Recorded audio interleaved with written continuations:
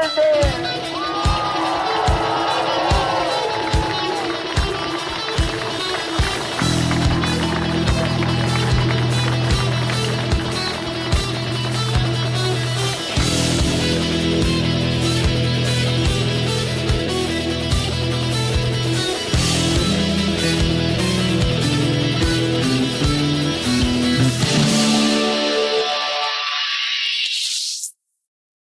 Hi everyone, welcome to episode 78. Today we're going to be reviewing Sheephaven 70.3.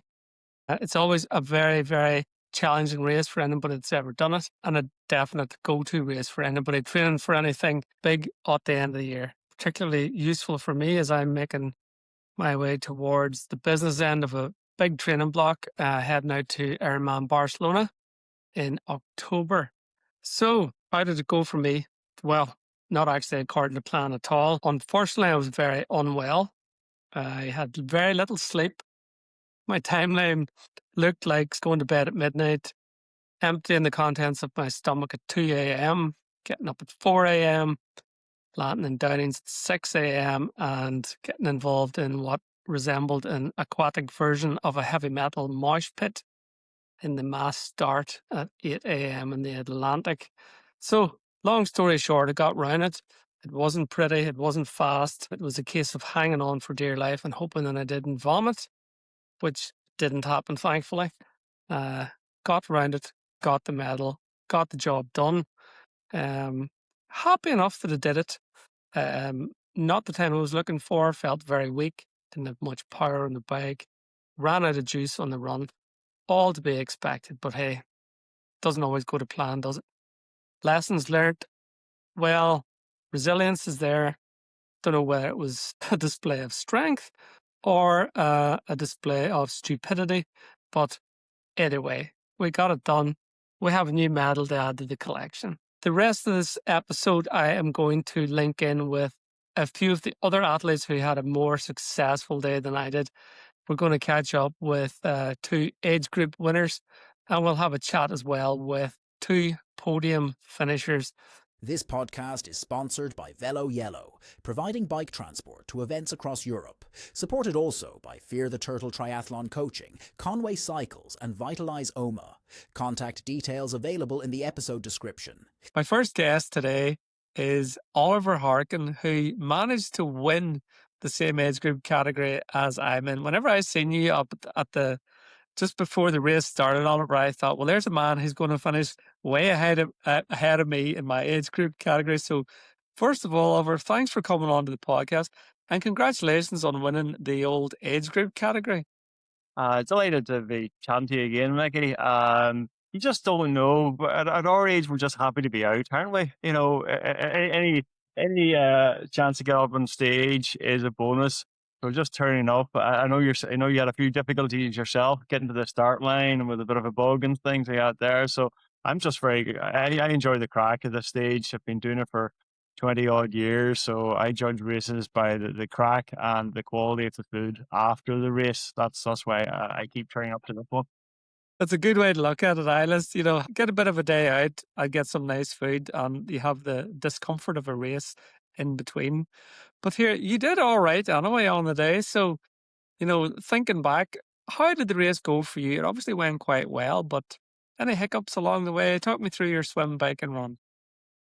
This is my fifth time doing it. I did it in 19, 21, 22, 24, and now 26. The first year I did it, Micky, I'm a Donegal man. I'm from further up Donegal, up in the Sheephaven Peninsula. And I thought I knew hills and roads and toughness.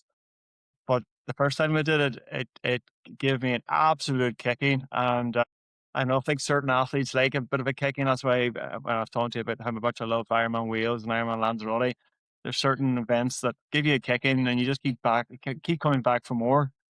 So yeah, fifth time doing it. There was discussions that maybe they were going to have to shorten the swim, but I thought it was brilliant. They had a new format. Every year seems to be slightly different. This mass start, which is fun. A lot of the races are going towards the rolling start, which is safer perhaps, but not as much fun for certain. types of people. I love the pushing, the shoving, and the getting stuck in. I absolutely love it, and it's not part of the as many races now. That is sort of a D format for the swim route. A bit lumpy, but yeah, we as a club, luckily on the Wednesday before the race, we did a practice swim here in Carlingford Lough in Rossderver, and it was lumpier than what we experienced on the race day. So it paid us, to be honest. It made us feel rest assured it's not as bad as we already swam in. So the swim was grand. A long way run up the beach. That's I might have puffed by the time I get to the transition area. It was about a 4 minute run to get from the water's edge back up into transition. Yeah, so the swim was grand for me. A few wee jellyfish were saying hello. Did you see any jellyfish yourself? I spotted a few jellies, but jellies don't spook me at all. I actually love jellyfish. I used to be a scuba diver back in the day, so all marine life is my friend. I have a massive octopus tattooed on my arm, and I was contemplating it was either an octopus or a jellyfish that I was going to go for. So tentacles were always going to be a feature. So no, I like seeing the jellies. They don't bug me at all. They, Bit they, of a they were weirdo, far like. they were far enough down. I think they were just watching us, appreciating our efforts in the water. So yeah, happily came out of the water into transition. Um, Socks on, and I went. No dramas. Hopping on the bike. One of the best things about the Sheephaven route is the first 10 kilometers around the Atlantic Drive around Downings is tough. It's hard. It gives you a bit of a wake up call, and then the middle ground, the middle 50 kilometers is sort of rolly TT type, and then the last 30 kilometers around Knockalla and over the Blaney Bridge is another bit of a kicking, preparing you for the run. I came out of the water. I thought I had a decent swim. Someone shouted I was in 20th position, which is very good for myself. Started on the bike and I caught I know Fiona Murphy from the Tuna Triathlon Club within 30K, and she's a great swimmer. I think she was second out of the water overall. So I caught her after 30 kilometers. So I thought either I'm having a good day or she's not having a good day. I carried on my merry way, and then eventually, about 40 kilometers in, I was catching this athlete and I was getting closer and closer, but not making much headway. And then I noticed they looked very slight. They looked very lean. Even by triathlete standards, they looked incredibly lean. And I got a bit closer, and it turned out to be Helen Perry, the female winner on the day. Who I was pleased to see her. It was the last couple of years, Micky, I haven't been anywhere near her. So again, either I was having a good day or she wasn't. And a bit of to and fro with Helen, but she got away from me again. So she's so strong. So we came into the transition area. I was about 30 seconds behind Helen, and but she's an amazing runner, and away she went. Back in the day, I might have given her a challenge, but not now. And there's a few friendly rivals I was keeping an eye on the running. And the good thing about the 2 lap course, there's a few out and backs, and because I knew the course at the pier and then out at Island Roy, I was taking like I was having a wee look at my watch and then working out whether my friendly rivals were catching me or not, and that makes it fun and interesting. Well, I can tell you that you were absolutely having a good day, and so was Helen Perry having a good day because Helen was the overall winning female on the day. And you obviously ran home to pick up first place in the age group category. So absolutely, both of these were on point on the day. You mentioned there, Oliver, that you've been coming back to Sheephaven. This was your fifth time completing the course. What is it about this event that keeps bringing you back? Um, it's a good tester. It's a good benchmark of where you're at. It's a sea swim. It could be any conditions. Over the years, I've had it's been storms. I think the last time I did, they shortened it, but they shortened the swim, but my swim time on the shortened course was longer than my swim time at the weekend. So go figure that one out. Yeah. It was still rough. The bike course, I love a good testing bike course. I know some people go to flatter courses and they're chasing times and times and times, but I love a course that has a bit more to it. That has, yes, that's got time trial sections. You down on the tri bars, lovely, but then there's climbing. How good are you at climbing? What's your power to weight ratio like? And then on the other side, there's some tasty descents. On the other side, and how good a bike handler are you? Are you a bit of a nervous Nelly going down you're on the other side and on the brakes all the time?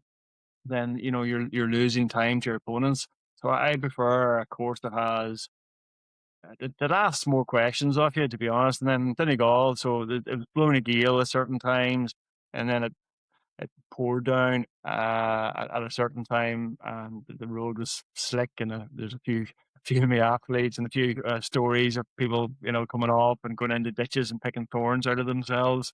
All part of the fun.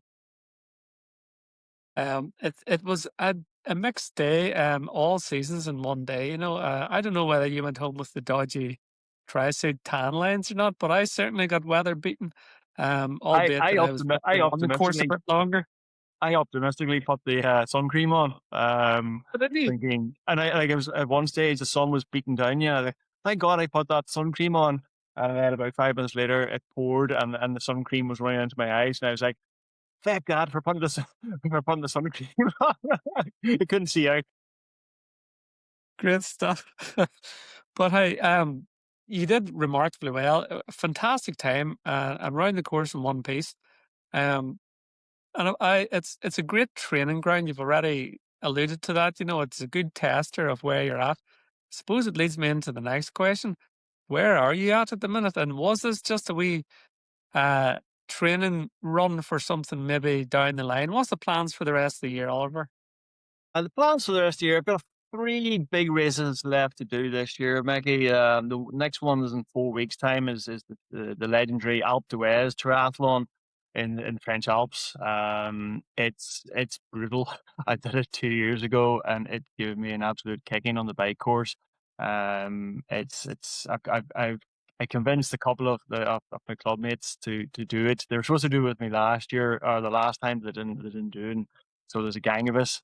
I'm part of the appeal of Sheephaven and of the Alpe d'Huez is at the weekend there was 15 athletes from Newry Triathlon Club, my own local club, and we went and we stayed the Friday night and we all met up and we had pizza and meal beforehand and a few other athletes there as well. So it was brilliant to stay the night. And most people made a weekend out of it. So it's one of those ones you go away and you sort of, it's part of the community, part of the crack. Um, so that was good. And then so Alpe d'Huez is in 4 weeks' time. It's a bit weird. It's a Wednesday. It's on a Wednesday at the start of August. So that's going to be a lot of climbing. So I'm pretty much putting the time trial bike, tri bike into mothballs for a month and just road bike, and into the Mournes and the Cooley Mountains around me and get as many meters of elevation done as possible. So that's the major one. At the end of August, my own local race, Top of the Mourne. If anyone's looking for a tough Olympic distance, I highly recommend that. Have you done Top of the Mourne, Maggie? I haven't, no, but it comes highly recommended, so I might I'll have have, to have a wee we'll look have, at that one. we'll have to get you up. We'll roll out the red carpet for you. And then the last one for me, and the last big one for me is I qualified for the ITU World Championships over in Spain. The short course, the Olympic distance version. So the World Championships are in Pontevedra in the northwest of Spain.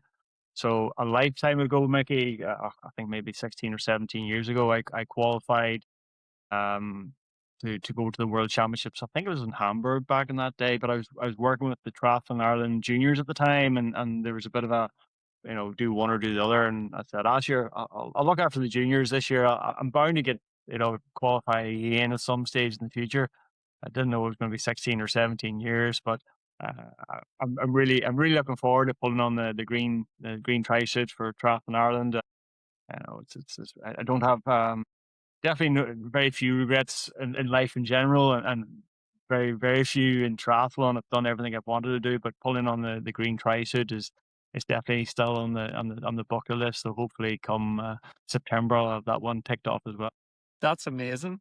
That's a fantastic achievement on that try. So it'll be something really special. So Oliver, thank you so much for coming on to the podcast, sharing your experience of Sheephaven, and the very best of luck and Godspeed and all the rest. Keep the fingers crossed for the Alp d'Huez. There's a big crew from Omagh going out too, so there'll be plenty of local accents roaring and shouting abuse at you as you're going up them hills. Give it back to them in bucket loads. And all the very best then for the World Championships. Cheers, Micky. Appreciate that. Take care of yourself. Thank you. My next guest is Joe Hand, aka Explosive Joseph. Joe, brilliant to have actually met you in the flesh for the first time at Sheephaven half of the weekend. And what a race you had. Tell us all about it. How did you get on? Yeah, so it's great to be back, Micky. This is the third time we've been on, and it's a pleasure as always. And seeing you down there as well was really fun.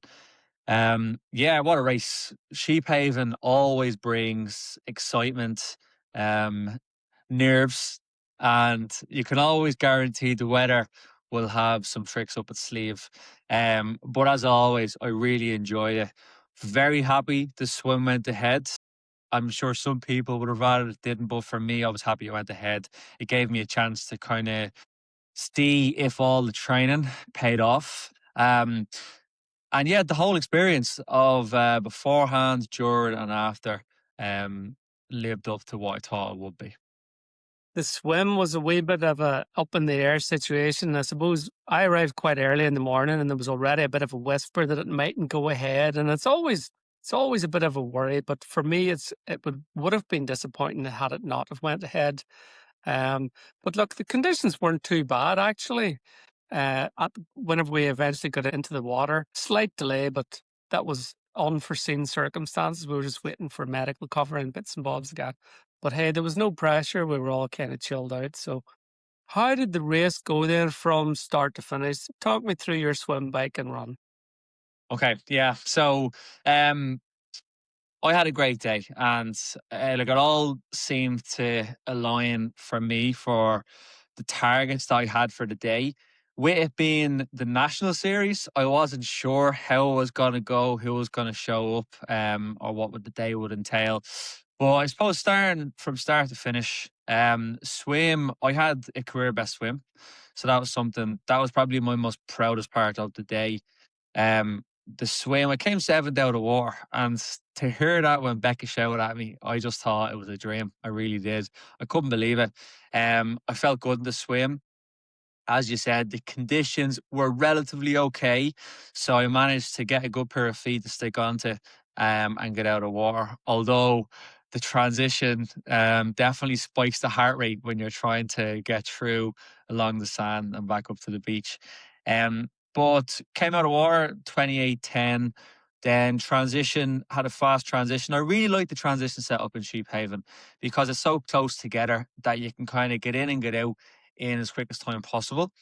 There was a change, we'll say last minute to the race and what happened. So I actually rode on a road bike, which was my first time riding or racing a road bike since Ironman Wales back in 2024, which was when I did my first episode with you.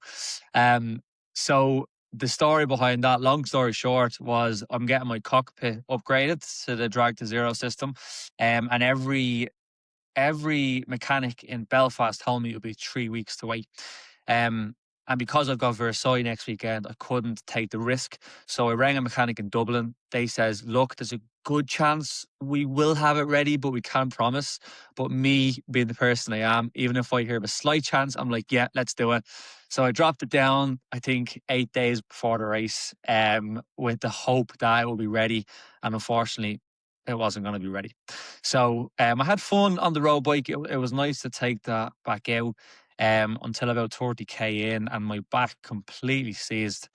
I think what happened was because I've been using the TT bike for like interval sessions and most of my training rides, I'm not used to the position. And because there was a lot of wind out there, I was trying to get aero. I was trying to be very efficient when there was a headwind. And that became negative after 30k because I just could not get comfortable. Um, anyways, it still was an enjoyable bike ride, even though I was trying to just forget about the pain. That climb, I think 50, 60K in, was fantastic. I love that course. There's just so much kind of unknown to it with the climb sections, the wind. Had a lot of fun out there. Um, Came into T2, and honestly, I was ready to just use the run as a training day. The way I was feeling, couldn't get any power towards the last 30K of the bike, and it was a little bit disheartening. So I got off the bike, and I think after around a mile to 2 kilometers, I started to feel okay again. I was like, I'm feeling a little bit good here. My speed was starting to pick up. And then I managed to kind of battle them demons and say, right, look, let's just hold this pace and see how it feels. And yeah, we managed to get around the course, chasing a few people. Justin Blumenfeld, I like to call him. I kept seeing him. He was about 50. He was about 50 seconds ahead of me, so it was really fun just kind of trying to chase him down. But he was a machine, he was, and there was no catching him on that day. So fair play to him. But it definitely kept me honest, and I really enjoyed the run course. Came in 124, which was happy to see. I was hoping for 125, so to sneak under the 124 on that course, I was definitely happy with. Came in then seventh place with a 4:36. So I think, like, results aside, I'm just happy to be back racing middle distance again. It was the first one of the season. It was like a preparation race for next weekend. Um, and I kind of changed my mindset with this race. So the last time I raced a race like this, I think was last year in Sheephaven and then Waterville. And I remember when I was doing them two races, I was so focused on trying to get a podium or trying to, compete against everyone else. And it really took me away from the enjoyment of the race, because even though last year when I was, let's say, holding a certain power or running a certain speed, like, it wasn't enough for me because I wasn't in the position I wanted to be. Where I've changed the mindset with racing now, and my mindset is, right, you have these targets, they're your targets, and you're only racing against yourself. So, for example, what I mean by that is, on the bike, the only plan was hold 260 watts. I don't care who goes by me. I don't care who I catch. That's not important. I'll get off the bike and I try run as close to a 125 as possible. And that allowed me to switch off and not care about what was happening around me, and just actually enjoy the day. So that was that was a nice way of kind of racing, and I really enjoyed it. How do you feel about that now, Joe?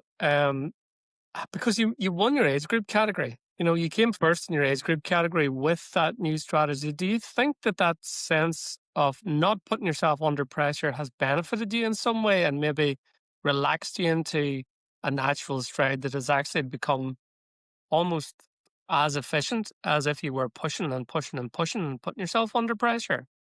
Hmm.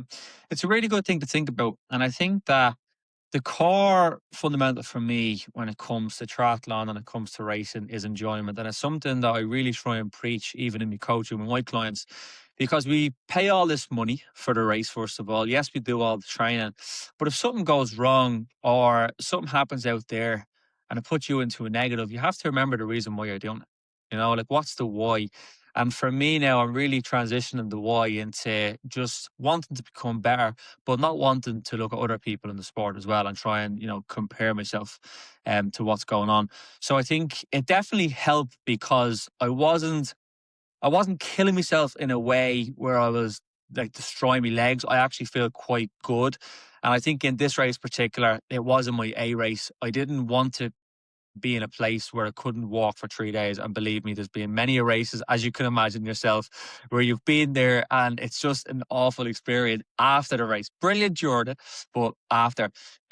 So yeah, I think racing in that way really allowed me to just knock off, enjoy the race, and race to my own abilities.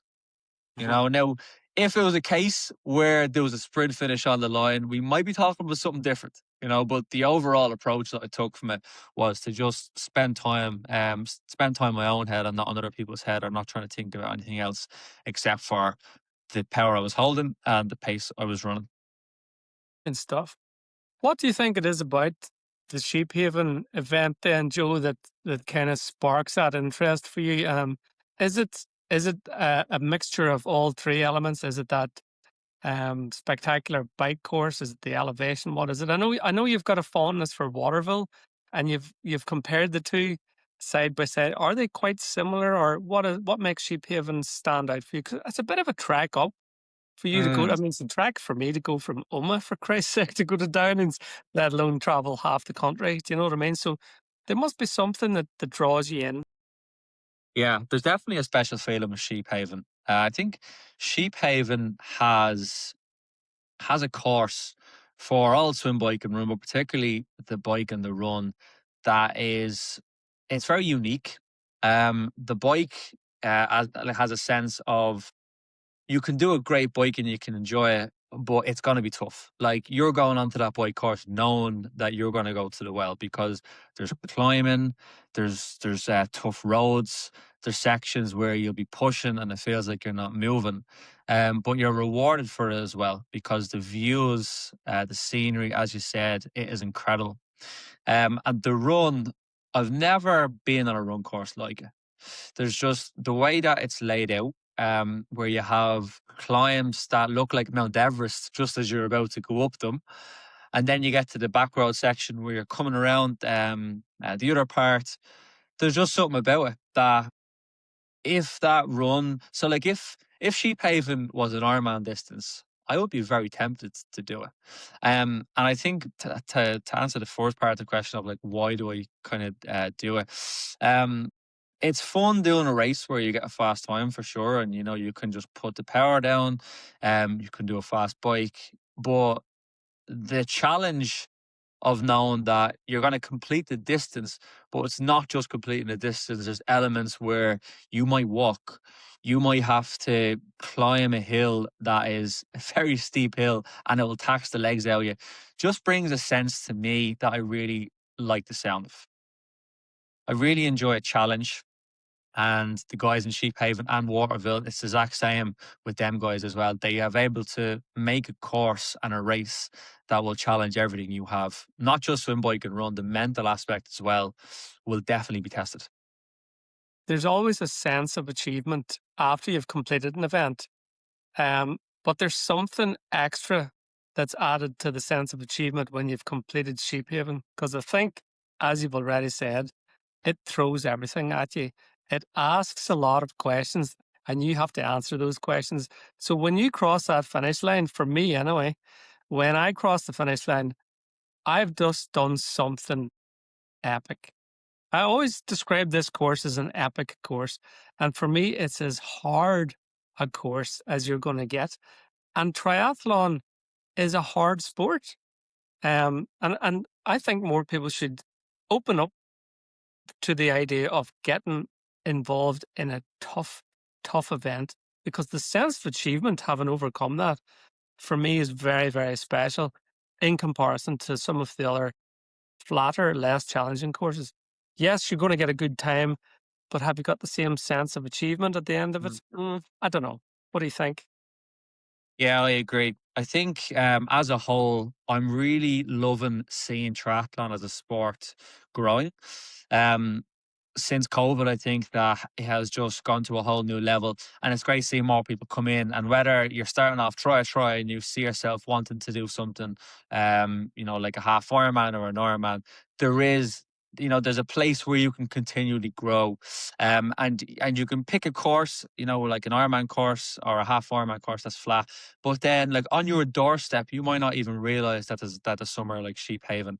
And if you give yourself the time of knowing you've got 6 months or 12 months to train like something like that, the sense of fulfillment and achievement you will get, because I really do believe that if you commit to something and you believe it, you will be able to achieve it. It might take time, it might take reps and consistency, but you will be able to do it. And I think Triathlon Ireland are doing a good job of trying to make this sport more inclusive. But I think we need more races like that, because if we look at the triathlon calendar, there's plenty of races for sprints in the Olympics, and that's fantastic. But when you start moving up towards middle distance and full distance, I think there's only one full distance that I'm aware of, which is Hardman. But having the opportunity to be able to race more middle distance and full distance races in Ireland would be great for the Irish triathlon scene. And it definitely will encourage more people. And hopefully we will see the likes of Ironman and stuff coming in. But yeah, for sure, I think it's great to have more people doing stuff like this. And I'm a big advocate for go hard or go home. So if you ask me, do I want to do a flat course or a more challenging course? I'll probably tell you a more challenging course. However, I am excited by the idea of seeing what I can do, because every race I've done, bar Copenhagen Ironman, has been flat.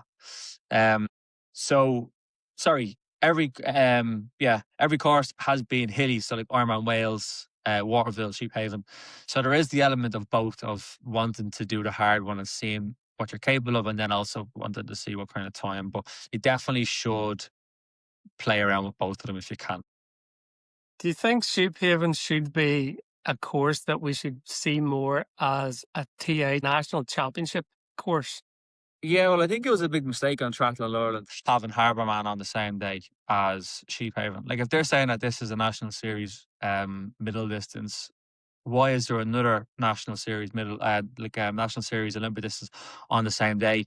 It kind of stops a lot of people going to Sheephaven, because a lot of people will be down at the like Olympic distance. Like, I know for a fact Dave Higgins would have loved to be out there in Sheephaven, absolutely sending it on the front. But yeah, I think if it's done in a way where we can have, a bigger look into these bigger races, a lot more kind of hands-on from Triathlon Ireland side with marketing. You don't really see much of Sheephaven. I know the Sheephaven Instagram page hasn't been too active. A little bit more of that, and we will see some more people. I think there was 200 and maybe you can correct me, 225 people registered for Sheephaven. Like, for a race like that, we should be able to get well more.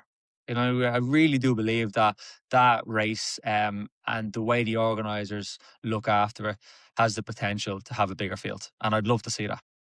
Cool. Good answer. Tell me this then, Joe. Sheephaven was a warm up for something you were holding back. What's in the pipeline for you then for the rest of the season? What are we looking at? Yeah, so the next big one, so the A race is Versailles 70.3. I've actually got 3 A races. So the first one is Versailles, and that's next week. That's something I have been working very hard. I've been doing the most amount of training that I've ever done. I've been feeling the best I've ever felt. My nutrition has been leveled up. And I just cannot wait to race it now.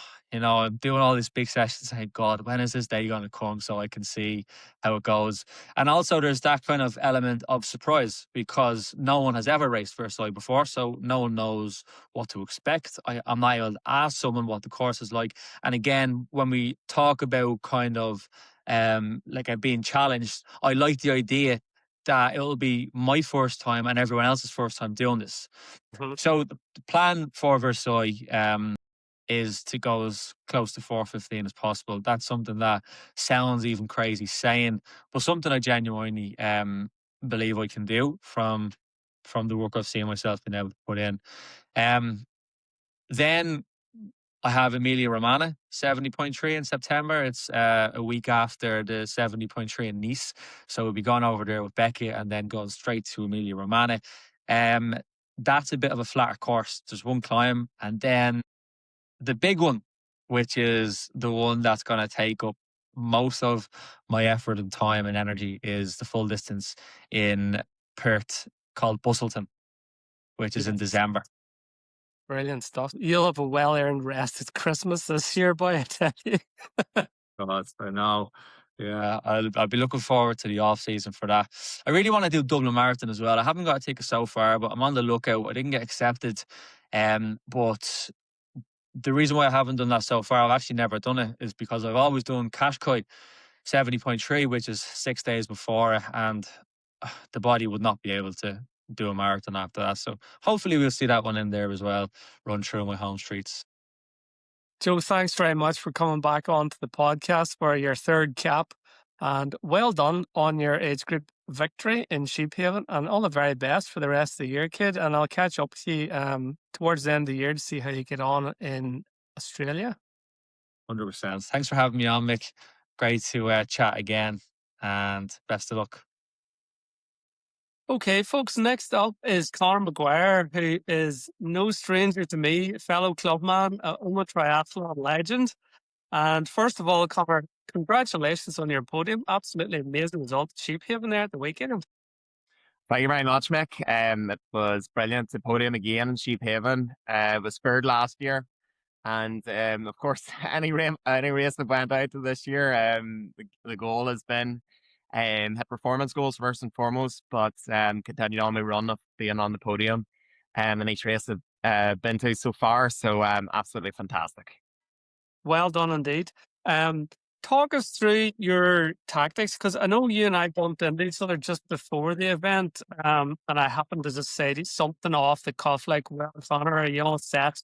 And you went, "Oh yes, indeed I am." And I knew just from that response that you were ready to rock. And rock you did. You went out and you kicked some ass, and as we already know, finished on the podium. So talk me through your race from start to finish, your swim, bike, and run. So the tactics were starting off with the swim, to swim hard and do some of the good pace work we've been actually practicing and training in Omagh Centre, along with the club on Monday night sessions. And we've got a new swim coach, Regan, and from that we've been doing a lot of longer reps with hard efforts in between. So focused really on in Sheephaven and getting out of the blocks quickly. Started off the swim maybe in around 9 out of 10 effort, maybe about the first 200 meters. And that was really just to get a bit of space and trying to get into the front pack of swimmers. I knew that Ryan Lundy on the start line, he was going to be in a league of his own, and he can go off like a jet ski in the distance. But in terms of being best of the rest, that was the positions I was fighting for and trying not to get isolated, which he achieved. Had a very good swim overall. The conditions were fairly good for out in Sheephaven, getting, I think the swim was maybe about 1650 meters in total, which was absolutely plenty with the water temperature that we had. So got out of the water, and I think it was third or fourth into T1, and got on shoes and helmet and straight out.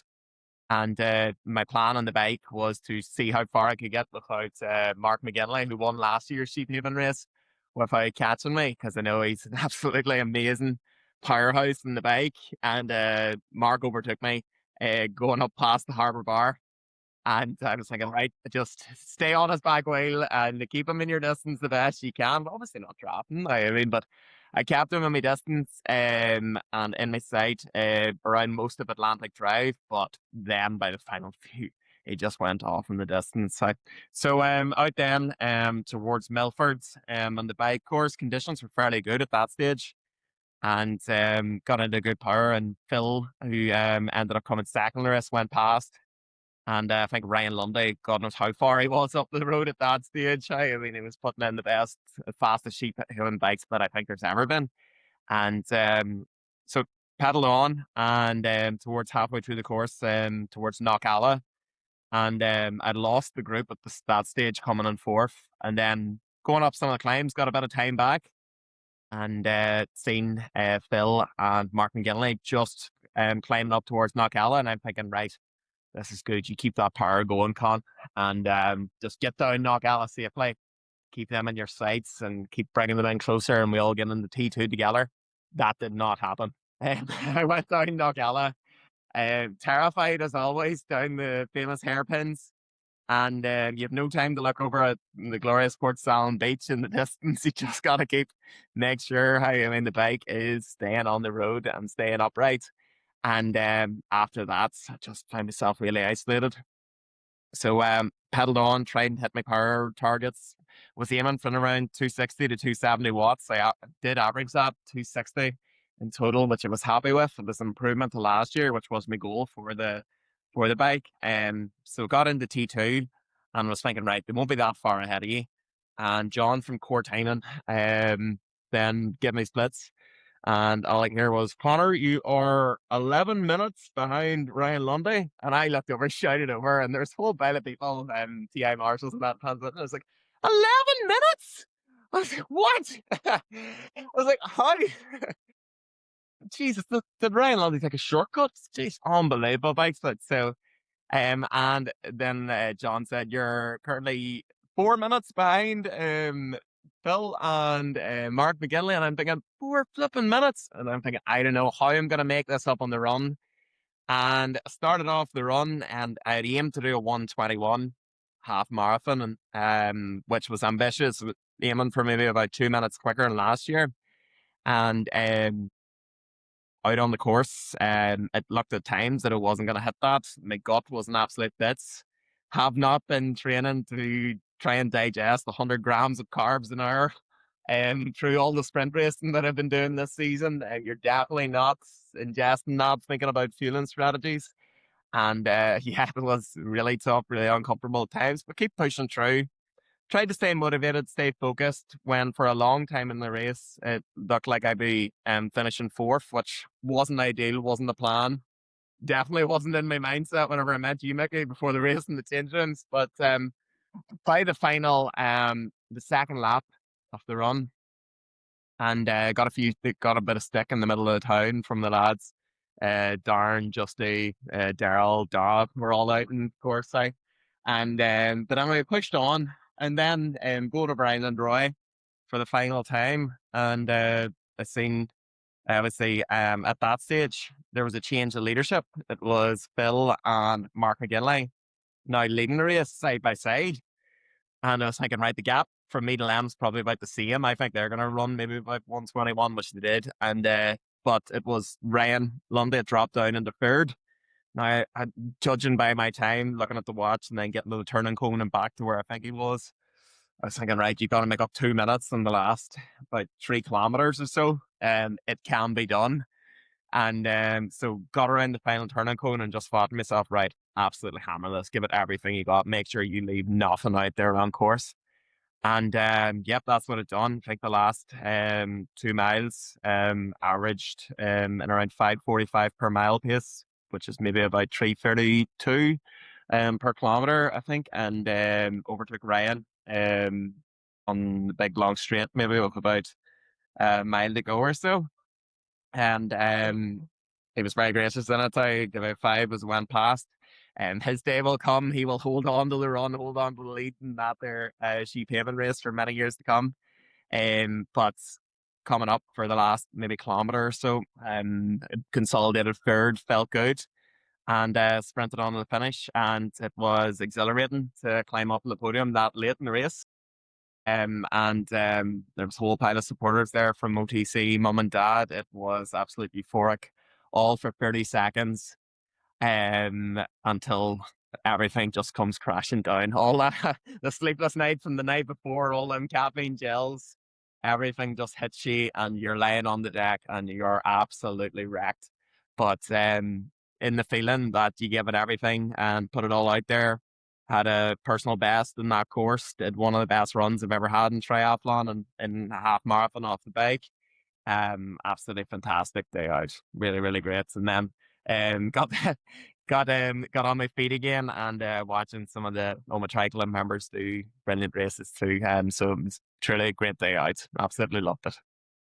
Christ of Almighty, I'm exhausted listening to that. What an adventure! What an account!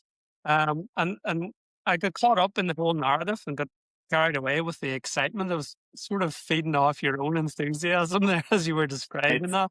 It sounded absolutely amazing in terms of what you did and how you had to dig to get that. And you're quite right. Whenever you've fought so hard to get to that podium, that must have been something special.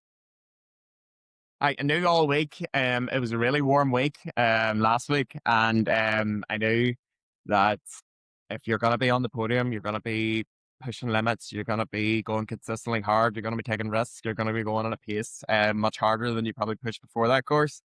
So I was thinking in the race, even at one stage, the amount of thoughts to go through your head, and it's like, somebody's going to blow up today, somebody's going to, not carry this pace to the end because everybody's just on that limit. And I was like, don't let that be you. Can't just keep on pushing. And so climbing up onto the podium was absolutely fantastic. Brilliant feeling. Fair play to you, fair play to you. Hey, tell me this, what is it about Sheephaven that brings you back? I know this isn't the first time you've done it. You've already said, when you're thinking about comparing this year's race to last year's event, there's something quite special about this event for a lot of us, I think. What is it maybe for you that makes you want to come back time again? I think it's an absolutely amazing course, and it's an amazing part of Ireland. The swim in it down into the bay is absolutely fantastic. It's just the perfect amount of waves on the way out, and then a fast kind of tidal effect bringing you back in to the beach. And then going out in the bike, starting off with Atlantic Drive, and some of the scenery. Not that you have much time to look at it whenever you're trying to be down in Arrow and your tri bars, but going down Knockalla on the hairpins, going down the Harry Blaney Bridge, which is an absolute surge and rush of adrenaline, with a lot of danger, a lot of fear, but just the right type of excitement. And down on the run course, you've got a perfect mix of a bit of crack going through the town and people and beside the football pitches where the transition is. And then whenever you go out towards Island Roy, you've really got to lock in, and you've got to face isolation out there. You've got to wrestle with some of the dark thoughts and some of the really uncomfortable feelings, especially whenever at times you're running out there and you can't see anyone in the distance and you don't have anyone to pace off. So just trying to maintain that focus it's really, really difficult, but it's a brilliant challenge. And then coming in at the finish line, the support again, absolutely brilliant. So absolutely fantastic race that I aim to come back to for many years and hopefully continue to climb up on the podium. As I said, that's me third 2 years in a row. Have a lot of work to do still on the bike, especially on the flat sections, and moving forward even towards races this year. But I definitely think it's achievable and something I'll keep pushing to try and get up on that top step. Conor, not for the first time you've been, as you said in a recent post, standing on top of boxes. You're having great success this year, particularly in the sprint distance. You've stepped up. You're on the podium here for 70.3. You're in good shape for what lies ahead. I know that you're coming to Barcelona with myself and a few other guys in the club, and there's a few other races in the mix before we head to Barcelona. Do you want to share with everyone your plans for the rest of the year in terms of moving forward with triathlon and hopefully what you might achieve? Okay, so next few weeks is going to be back to training block, and I've been taking it easier this week. Next week, booked a week of annual leave, and I'm gonna do Hell Week, so maybe up the training to in around 25-30 hours, and do a few Ironman specific sessions, do a lot longer tempo threshold, both the run and the bike especially. Hopefully get good weather to do that, because it will be 2 weeks on Sunday, where Tri-Tyrone is the next race that I'll be doing. It's national championships, so the standard is going to be absolutely massive. So you got to be realistic. We've got lads that are training full time as amateur athletes that are going to be competing for the podium. So going for performance related goals, trying to hit my power numbers in the bike, trying to hit swim paces that I'm doing in training, and trying to maybe have a faster run than I had in Sheephaven, given that it's a flatter course. So after that, we'll have a busy week at the start of August and try the lock. Every year we try and get on the top spots. This year is no different. So try and be our local hero there. And 4 days after Try the Lock, it will be Alpe d'Huez Triathlon, which this year absolutely I think will be the event of the year really for OTC with regards to adventure, something completely different as one of the extreme triathlons. And it'll be completely out of my comfort zone, being at both altitude and a run, of course, that is 2,000, 3,000 feet higher than where we swam from. So that's going to be an amazing challenge. At the end of August, recharge the batteries, go again, Hardman Killarney. There's a good few from Omagh going down to it. So again, I'd love to podium. There's amazing prize money on offer for that. And I'll be going out hard, going out big, and doing my best to get on the top spot. September, locally, I'll do Mullinmore sprints. And then my final triathlon on the year will be with yourself, Micky, in Ironman Barcelona, where I'm going to go out and try and beat my time from Ironman Copen this year. Okay, so finishing off the year then, non-triathlon will be Dublin Marathon, and again, try and go out and get a personal best in the course in Dublin. You're a man with a plan, and you're consistently stepping up. You set yourself targets, but what I like about you, Conor, is you seem to be able to hit them. You know, you're that dialed in to what you're capable of, and you're that academically minded to go after it in a way with such commitment, dedication, and discipline. It's an amazing thing to watch. So fair play to you, and I just can't wait to see what happens for the rest of the year. So Thank you very all I much, Mick. want to do is wish you the very best of luck in your training block. And I'm looking forward to lining up beside you in a couple of races before the year's out. Absolutely. Can't wait. We're lining up on Kayala Beach outside Barcelona, and Thunderstruck being played, ready to go and rock. So next up, we have Helen Perry, who was the winner of Sheephaven 70.3. Helen, I'm absolutely delighted that you've agreed to come on to the podcast. So first of all, congratulations on your victory. Thanks very much, Micky. No, thank you for having me on. It's a new pleasure. I get to listen all the time, so this is strange being on the other side. You're a well-worthy guest. But let's get straight to the chase. Talk me through your experience this year's Sheephaven, where you obviously picked up first place in the female race. Did it all run smoothly according to plan, or was there a few bumps and hiccups along the way? Talk me through your memories of your 70.3. I definitely don't think it ever goes smooth, and I think that's why it's my overall keep going back to the triathlon. So, no, I had a good enough swim, to be fair. I enjoyed the swim. I actually get very anxious before. I really fear the cold water. I don't like being cold, so there's always a bit of fear and nerves. But this is like one of the very first races where I haven't cried on the start line, or cried in the water. So that was a massive achievement, to be fair. And I'm sure it was a relief of my other half and my club mates, because they're usually the ones having to deal with me in absolute floods of tears and trying to get a set of goggles on. So yeah, it was a nice chilled swim, and I relaxed and did really well after the first 500 meters. A little bit hard to sight the boys, but sure, it was the same for everybody. And yeah, so I had a decent swim. I was coming in the transition and got on my bike. Did, as TI were videoing me doing a flying mount on the bike, and I normally have the most perfect flying mount. I forgot I had a bigger bottle on the back of the bike, and couldn't get on properly, and nearly put the bike into the curb before the start of the bike course. Thankfully TI edited that out of the video that they put on the reel. So very thankful, although I did tell them to use it for a blooper video, because that would have made it very good. The bike course is beautiful. Do you know, I love the bike course. So I got straight into work. I had kind of a wattage in mind that I wanted to bike, which I knew was more than capable of. It was kind of the same watts that I did in Mallorca back in May. It's about 3.5 watts a kilo. So I kind of had that in mind to go with. But I was above it from the very start. I'm feeling very comfortable and had to rein myself back. The bike course, with the weather in Donegal, like all of us knew it was going to be a tough day out there with the winds. And yeah, you definitely felt the wind. All of us did, and I had deep wheels on. The rear wheel was fine, and it was really deep, but the front wheel was just a bit twitchy. But to be fair, I train in those wheels, so it's fine. I just knew to be cautious of it. But I said I got to work on the bike course. It gets a bit lonely because we're quite spread out, which is good for me. I train on my own good bits. And do you know what? I was super happy with how I was cycling and my ability and where I was in my mind. And I run through the most randomest things in my mind as well. Super random. And that keeps me amused all day long. And then I Inborn seen entertainment.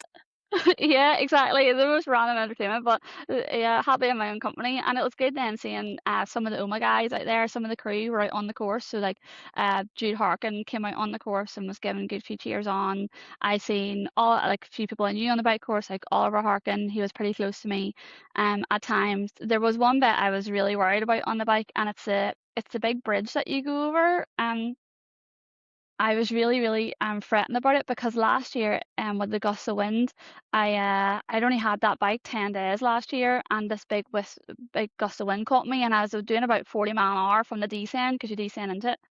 I was doing about 40 mph, and I thought I was trashing myself on the bike last year, so I was really, really frightened. And with the roads being a bit slippy with the rain in places, I took it really easy. I went over the bridge really, really cautious, and then realised that it wasn't the same gust just quite as last year, and that I could push on again and kept the fuel going in. And then as I came into Downlands, you got that beautiful tailwind. Oh my goodness, if that could have continued on their whole, like, that would have been great. So like that last kind of 2 miles back into Downlands Bay with that tailwind was fantastic. So I came off the bike feeling like, oh my goodness, like this is fantastic. Like I've had a good bike. At no stage have I wanted to throw my bike in the hedge, which is pretty unusual. Usually every year I'm like, I want to throw my bike in the hedge about 40 miles, and it's a real grind in the last bit. So no, I felt really happy. I got into transition, and I keep a Ziploc bag with my gels in it for the run, so they're easy enough to lift up. And the bag was burst, and like some of the gels were burst, so I thought somebody had stood on my gels. So it kind of threw me. I was putting on my shoes and my socks, looking at this bag of gels, being like, "What's happened here?" As like somebody stood on my bag of gels, and I basically lost 2 of my gels because, like I said, they were burst, they were empty. But I shoved them into my suit, and shoved the other ones into their pocket, and off I went. And then that kind of started playing on my mind, which is really unusual. Just been like, "Well, am I gonna have enough carbs for this run? How's that gonna go?" And then I was starting to beat myself up with the pace on the run. I may have looked happy, and I genuinely was. Like I was feeling okay, but I for some reason I just couldn't push the pace. Like the energy levels weren't there, but it wasn't because I'd biked too hard or I'd swam too hard. So yeah, I was really beating myself up. And as we went up the hill at the Coast Guard cottages last year, there was one of the marshals, and he biked up beside me, videoing me and like interviewing me. And Yeah, I I was like, remember that. Yeah. I know, it was so random. And I was thinking last year, I was like, I was going up this so much faster, and I was talking to him. I was like, why am I not like that today? And even on the descent, so I kept it, whatever fuel I had left, from the burst gels, I was putting that into me, and trying to get into a happy place and trying not to beat myself up, although I really was, because I just wasn't running the pace that I'd set out to run on from the start. And got the first lap done, enjoyed the tailwind back from the Isle of Roy, really enjoyed that. And as I got onto the second lap, I tried to settle myself.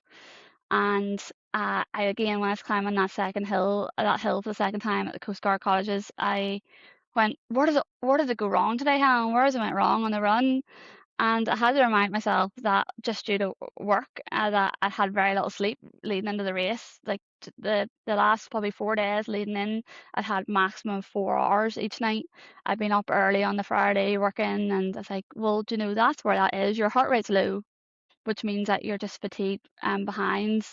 And I was enjoying it then, seeing everybody, because there's more people on the course. I also got to see yourself. I was seeing then my other half and giving him high fives. I seen Joe Hand, he would give me a high five on the way into Isle of Roy. I was shouting for ones that I knew, like the likes of Gary Jaffert, being like, just telling them to go on. And I just was really enjoying seeing everyone. And the marshals were lovely. As I went to that last aid station down in the Isle of Roy, they were waving at me for about 100 meters before it, waving at me, being like, "Yay! I'm sure you're glad it's the last lap," and they were so lovely.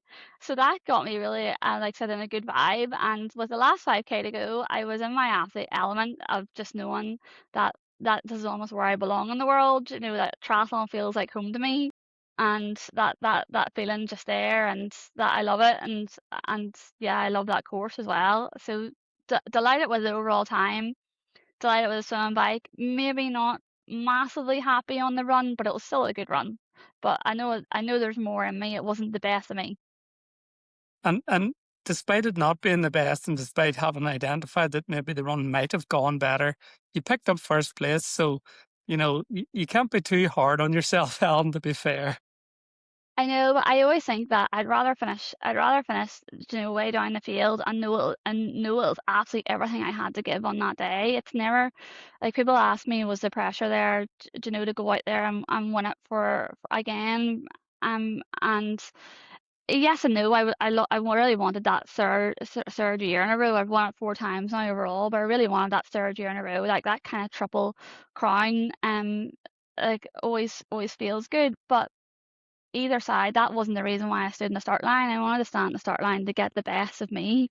And if I could put that out there and finish a 580th, I would have been just as happy. It's never about, I never stand on the start line thinking of a podium. I stand there thinking, okay, let's get the best out of me.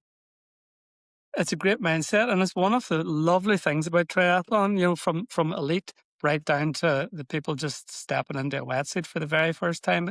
We're all doing our own thing, and we're chasing our own goals and getting after our own times. And, you know, as long as you're doing a wee bit better than you were this time last year or whatever, I think it's part of the ethos in triathlon. What do you think? I totally agree. I think when you stand on the start line that you have no idea what it's taken for somebody else to stand on that start line beside you, and vice versa. They don't know everything that it's taken beside for you to get there, and we all have our own battles. And to be honest, we're so lucky at the fact that we can even just put on our run shoes and go out and run 5K without a second thought.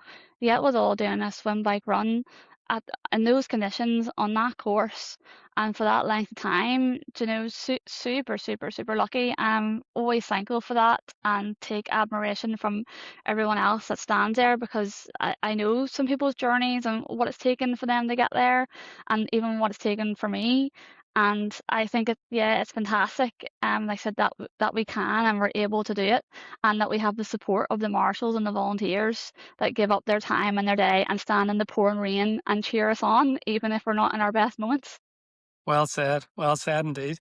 What is it about Sheephaven in particular? You know, you've already identified this, you know, this is your fourth time going to the course. There's something about Sheephaven that, you know, just keeps us wanting to go back for more. What is it for you?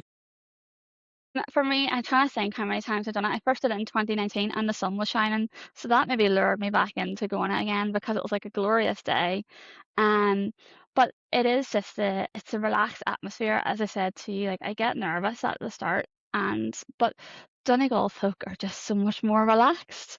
Yeah, it's fantastic. Even, you know, we knew the night before that a swim may not be possible. They let us know that we are going to know at 7 o'clock that morning if that swim was going to happen. And then we got told, you know, at 7 o'clock, oh, hold on a second, the safety crew, you know, aren't fully in place. We're going to delay the start. So that communication, like we were sat on the grass bank outside the marquee with all our club mates and friends, just having a chit chat in our wetsuits and talking the time away. Whereas normally I would be, I told you, like in floods of tears, panicked, being like, oh my goodness, what's going on? Shivering, freezing cold at the same time. But it was that nice vibe because nobody else got stressed. Like they don't get stressed, so they don't pass that stress on to you. And every year, I said the marshals are so nice. It's incredible. One of the years the wind was that strong that when I was running down the hill past the Coast Guard cottages, I was running slower down the hill with a higher heart rate than what I was running up the hill because the headwind was that bad. And I laughed at them and I told them, the marshals down near the junction, I was like, turn the fans off, turn them off. Do you know, they're too strong. It's too strong. And they just laughed at me. And everybody knows my name now, which I find so strange. Like last year, they all knew my name because I'd won it before. So this year, I heard my name absolutely everywhere, and it's so strange, like imposter syndrome. Like I'm just like, okay, I'm not worthy of you know my name. Like this is so strange. And they come out and they cheer, and like everyone across the way. And to be honest, the course, I adore the course. I like the challenge. You know, flat and fast is all well and good and staying in that TT position, but why not, you know, push yourself between the wind, the rain? Like we got all seasons on the bike, between uh torrential rain to showers to the sun coming out to us all probably getting a smidge burnt or tan lines, to the wind. Like that plays a good part of it. It's a good day out. You turn your head as well on the course and you're like, oh my goodness, look at those views. Like this is stunning. Like absolutely stunning. And yeah, every year when it comes out on the calendar, it's just a staple for us to enter. Between me and my other half, it is very much like the year has to evolve around it. I want to go down there. It's a good weekend away. We either stay in a hotel, or last year we took down a motorhome. This year we stayed in a house about 200 meters from the start line with friends, and had pizza the night before, like a pizza party the night before with them, just chatting everything triathlon and having a good time, and the same after the race. And to me, it's like it's not people have their like go on their nights out and they're drinking. I like going to the triathlon because that's my night out. That's my social life. I get to talk to everybody and catch up with them. I maybe haven't seen certain people in such a long time that you get to see them then at the race. And Fiona Murphy, who came second, it's always like a bit of a running joke with us, that she's a phenomenal swimmer. She was second out of the water overall. And I always meet her on the bike course at a certain point and we always have a wee chit chat. She'll be like, "Oh, that's you in the lead now," and I'll be like, "Oh, third place is like a minute behind you, do you know, watch your back," and then we'll cheer for each other on the course. And we always, see each other at the finish line. It's always like a hug and congratulations. So yeah, I love the camaraderie down there, the lack of stress, the course, the marshals, the locals, and I think Aidan O'Callaghan does a fantastic job with the race. Brilliant stuff. Very well said. And I suppose for anybody listening to that, anybody that's thinking about putting on an event, or anybody that still has an event, there's a few top tips there. Take that stress away from us triathletes before we get into the water. Our hearts in our mouth already. So just chill. Everybody just chill out. You mentioned there as well that it's a staple on your calendar. And for me, it's a really, really good race. It sets us up for anything challenging, particularly if you're in the lead up or training for a long distance event somewhere down the line or later on in the year. And that challenge, that resilience that it builds, that adaptability that you have to find on the day to adapt to the corners, the speeds, the wind, the rain, all the elements that it throws at you. It's far from boring. It's full on. It's a fun experience, isn't it? Like, it really is. Oh gosh, yeah, you have to concentrate. You've got at all times. But it definitely takes your mind off things. And as you said, if you can get round Sheephaven, you can get round any other course. Yeah, it's that tough. But tough but beautiful. Sheephaven for me this year was part of my preparation for Ironman Barcelona, which is down the line and at the beginning of October. Have you anything penciled in for the rest of the year? We're going to see, I suppose, concentrating on the local scene. What's your plans for the rest of 26? So a bit of both, but as Micky, as you were saying, I'm using it as a build up for a race in October. But for me, it's Kona this year. I'm going out to Kona, and then a week later I have Ironman Australia. Now there's no expectations from Ironman Australia because obviously Kona is a week before, so that's the full concentration. So it's good prep for me. Like I said, for Kona, obviously Kona's tough conditions, albeit a lot hotter, but definitely good tough and wind. And then in between now and then, I've got Tri-Throne coming up here in almost 3 weeks' time, and then I'll do some other local ones like Top of the Moor, and it's only like an hour from the house, and plus again it's a good brutal course to test yourself on as well. And again, I just love, yeah, local. And for some reason, going back to Sheephaven, I feel that Sheephaven feels like a local race, although it's not. It's like almost 3 hours for us, although it's still pretty local. But it always feels like a local race. I don't know why. But yeah, my season is Kona being the big aim, and then just filling it in with local races around. Brilliant stuff. Helen, all the very best for the rest of the season. Fingers crossed, no injuries, training goes according to plan. You go out and smash Kona. We have already been talking behind the scenes, and we're hoping we'll have a podcast and a good long chat about the journey to Kona. Be really looking forward to that. But for now, take care. Thank you, and all the very best. Thank you so much, Micky. And yeah, good luck in your training for Barcelona. Enjoy it.